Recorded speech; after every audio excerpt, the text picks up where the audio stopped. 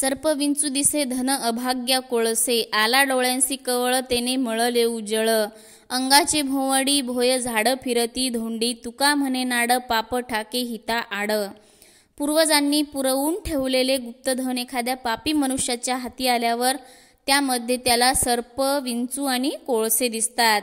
जसे कावीळ झालेल्या मनुष्याला सर्व वस्तू पिवळ्याच दिसतात, आपल्याच शरीराभोवती गोल गोल फिरल्यास भोवतालची झाडे, दगड, धोंडेही गोल फिरताना आपल्याला दिसतात आणि घेरी येते। त्यामुळे संत तुकाराम महाराज म्हणतात की पूर्वी केलेले पाप आपल्या हिताच्या यावेळी आडवे येते। त्यामुळे नेहमीच पुण्याच्या मार्गानेच तुम्ही चाला आणि हरीचे नामस्मरण करत राहा।